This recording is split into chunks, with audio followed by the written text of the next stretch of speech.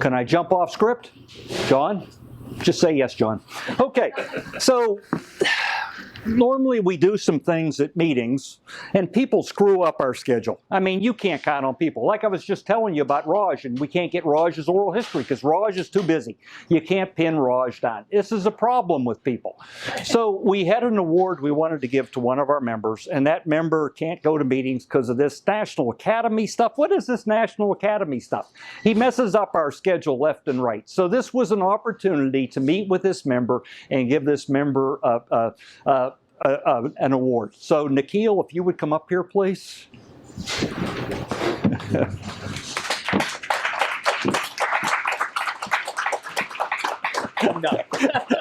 So, like I say, if Nikhil, if we could get Nikhil to stay in one place or come to a meeting, we could do this much more easily. But it's very difficult. But we have the Presidential Citation Award, and I can tell you, I have a whole wall full of awards, and this is one of the awards I'm most proud of that I've received from an AIME past president who has identified me as, at the time, as doing something unique. And I felt that I had to do this for Nikhil. I wanted to give this to Nikhil in October. Nikhil is being inducted into the National Academy of Science at that point in time, so he's unable to be there, so I thought this is a great opportunity.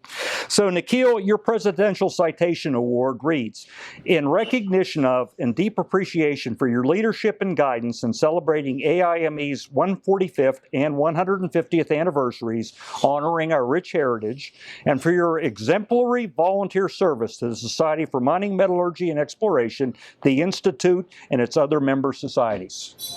So, Nikhil, congratulations. Thank you. This is well deserved. Here, you can hold this. There you go. Well, there is nothing like receiving something like this in the company of friends. So I appreciate that very much. Thank you, Joe. This was unexpected. I know. We planned it that way, Nikhil. Okay, John, the program is back to you.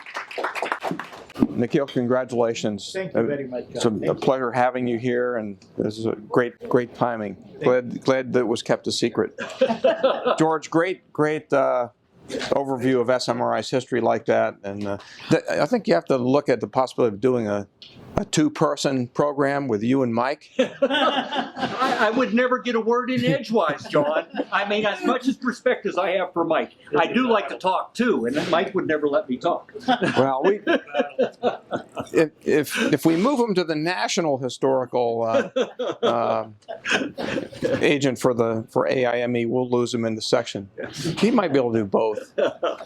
But what we'd like to do is informally just ask those of you who have been in AIME for some number of time, and maybe some of the newer ones in there, if you have some insights or special memories that of your best moments dealing with AIME. Any recollections worth sharing? I remember meeting George on the Penn State softball intramural fields with a bunch of other mining engineering students, and that's how we met roommates and friends there. And some of them I know where they are, and some of them I have no clue. But it's really a pleasure associating with folks like that are here at this meeting tonight. Yes. I'll just say a little reminiscence. I got my my introduction to AIME, and it was just AIME in those days, at the Penn State Mining Society, which was a student chapter on the Penn State campus, and I imagine it's still going on.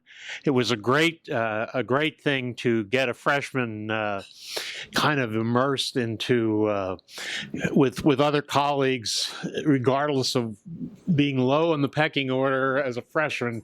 You got to meet seniors, and one of the best things we had in terms of a social networking kind of experience was we made lifelong friends from people in through that student chapter.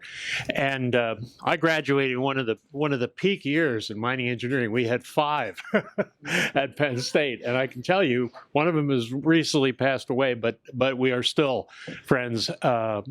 regardless of where they are in the world, and can pick up the phone, and it was just like we were back at Penn State in those days. So it was a great time to be a mining student, and when you think about, now, let's see, that was 1959 for me, okay? So you can add all the numbers. The thing you remember the most about all the different things from AIME and SME is the friendships that you make, and both professional and just personal friendships.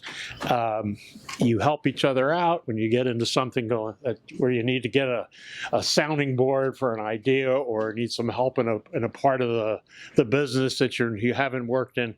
But it's that networking and that friendship that I think we're losing a little bit of, thanks to all the interconnectivity with the internet and everything. But it's still the number one thing that I remember after all these years with AIME and SME. Thanks, John. Excellent, well said. And I must thank the educators that are in the room. And Sekar reminded me that mining is a community. And those of you who are in education they're our future that you're building. So we thank you. Barb? Speaking of that future, we really need more students.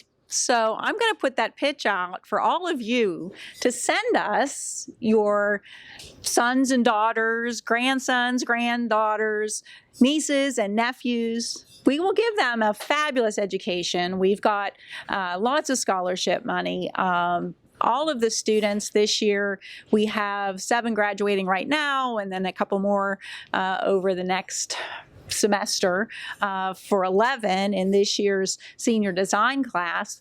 But we need to replace them. All of them are going into mostly aggregates, but we also have one, and I was so excited, he's going to U.S. Steel in the iron ore range. So he's really going to have a fabulous time with that. But we need more of them to move them forward. And that student is actually our next SME student chapter president. He's really dynamic as well. We also have an ISEE, that's the Explosive Engineers chapter as well. President of that group is really outgoing and dynamic. They're such a small group, they get the opportunity to do these leadership activities. So they get it. So it's send them to us, please. Please. And masters, not just the bachelor's, but master's students as well. Yeah. Yeah, so apart from the US Steel, like say from last 2 years, we started exporting some kids to the West. So we have got one student in the Nevada Gold now, and the second student is going to start, he has already started last month. And then we have one student who is now in Salt Lake City, who is in consulting, and the Stantec, they used to be the Northwest. So the ISE chapter president that Bob just talked about, he is there now. So we are like in the West for some time. That Penn State was, for some reason, maybe in the past, some students went there, came back, and it kind of creates sometimes bad names, but it's going away. So please do send students, and new opportunities coming, and not only just mining in typical Pennsylvania coal. There are a lot of other things like rare earth elements is one thing, but also the new age things, all the renewable and other things. There's a huge back end. Like say you are not only mining them, when they run their life of typical expected life, you need to take care of those things to break it down and do other stuff. So this is all, there are a lot of opportunities for the new mining engineers to get into that. So if you have got younger kids or grandkids who are thinking about education, this can be one of the very state-of-the-art thing, not just the old style pick and hammer type thing. Thank you. Thank you. On May 18th, our Penn Anthracite section has a virtual a Google meeting on the topic of mine fire robots, and Sekar is going to do the presentation for Ben Bishop, who coordinated on that research from University of Scranton. And then in October this year, AIME is going to have some activities in the Bethlehem area, and that information is going to be coming out. But if you're interested in having some of those more formal activities, field trips, local tours, things like that, that'll be in Bethlehem this October.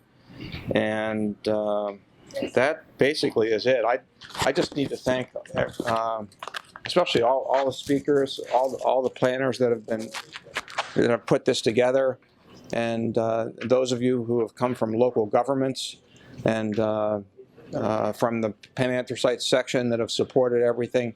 Just like to thank everybody so much for their hard work and dedication, and look forward to success from the Penanthracite section all the way up to the top in AIME. And having folks like you involved in it pretty much ensures that.